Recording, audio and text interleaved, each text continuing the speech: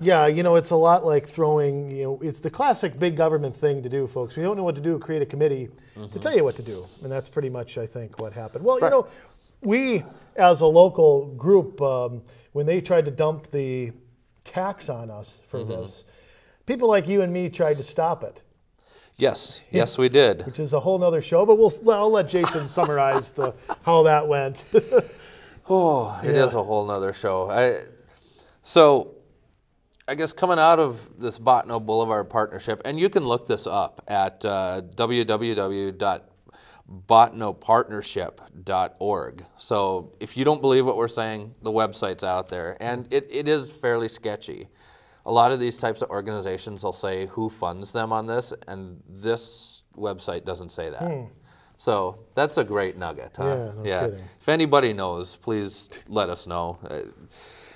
So that brings us to the second point. When they wanted to fund this, the portion that Crystal is responsible for, the county was going to give Crystal a no-interest loan. In other words, they were going to take our money that we paid to the county and borrow it to Crystal until we could pay Crystal back for our money that the county gave them. Goodness. Did you follow that? Yeah, it's basically our money is being spent here, loaned here, and then paid back here. Yeah, it's a classic shell game. Yeah. Ponzi scheme, I think we call that. Bernie Madoff, ring a bell? Out there? Yeah. So anyways, there was a city council meeting, and they tentatively approved this plan to go ahead and take the no-interest loan. Now, I'm not saying that this is a good or bad way to finance it, but what they said was that unless there was a petition with at least 5% of registered voters signing it, or who voted in the last election, In 08, yeah. Unless there was a petition that had that many signatures on it voicing opposition, not necessarily to the plan, but that they wanted their own voice, that they wanted to be able to vote on it, then it would go through. Well, Andrew and I went and put a petition together and had a number of volunteers going around the city collecting signatures for this petition.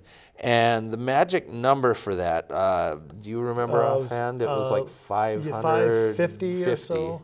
Yeah. We were far and above that number, and we brought the petition to City Hall.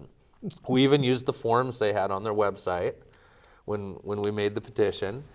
And they said, oh, this isn't the rules that the Minnesota state statutes outline, so this doesn't count.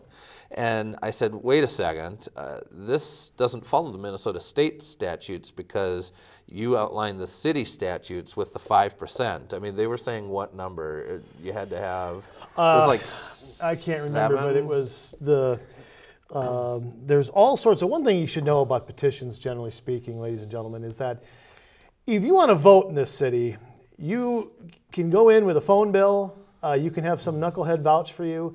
If you want to sign a petition, the amount of things required on a petition border on unbelievable. There's rules that we have to go to the city first. You need a committee of 5 people to stick their necks out and do it. You can only have X amount of people on a page. The pages have to be numbered. They have to be in sequence. People's middle initials, their year of birth. All that stuff has to be on a petition, making a petition very hard to do. And to make a long story short, because I want to get into the budget here, to make a long story short, they basically decided our petition was deficient and went ahead with the loan, or whatever you want to call it, for our portion of it.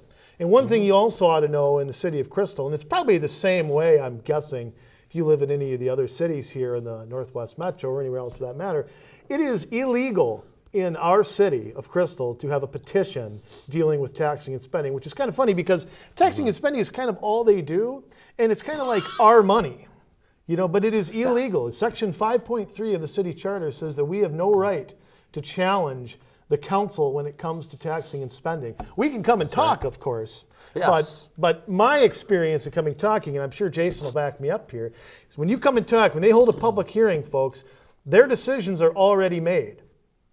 They go to their work meetings, and they've been talking about them for how long now?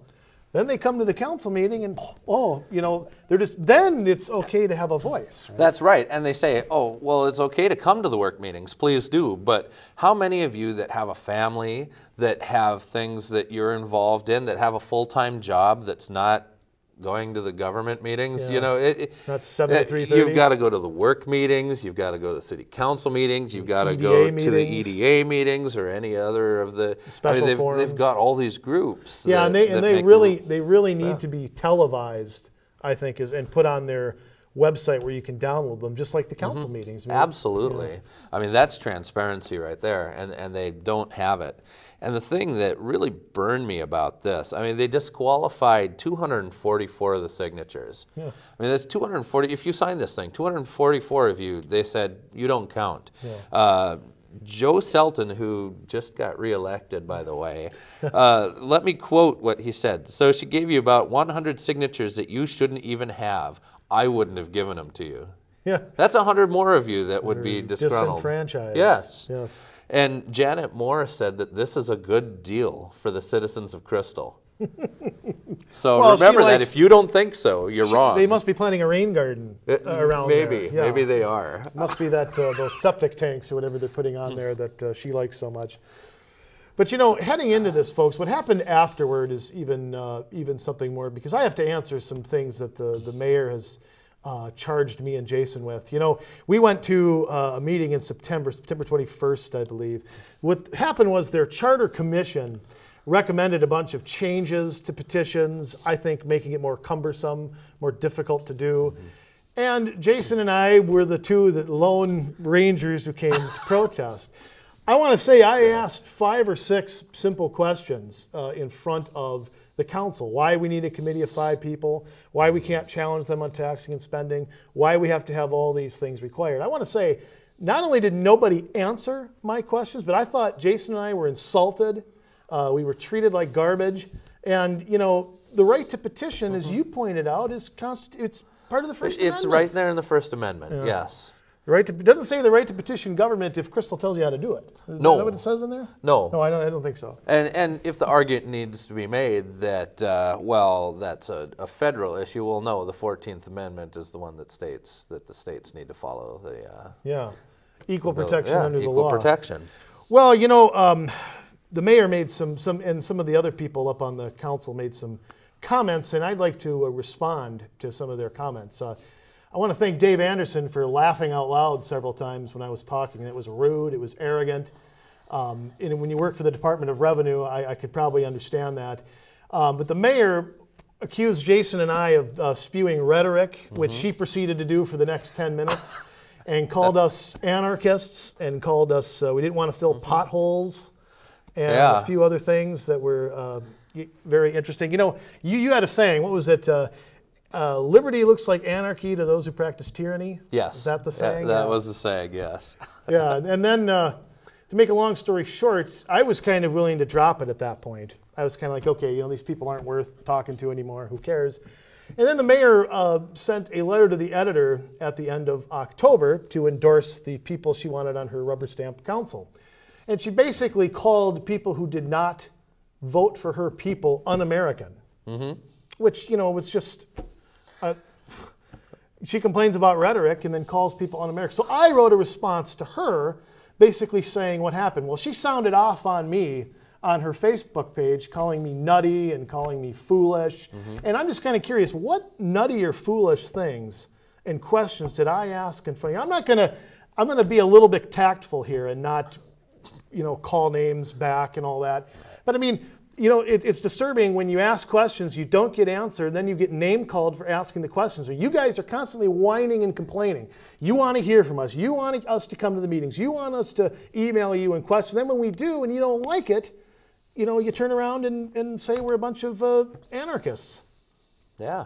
And going back to the County Road 81 thing, when I went in there, I talked about how the Declaration of the Colonies said life, liberty, and property, but because our forefathers didn't want property to become a slavery issue with the South thinking that then we're guaranteed to have slaves, they changed it in the Declaration of Independence to life, liberty, and the pursuit of happiness, but that included property.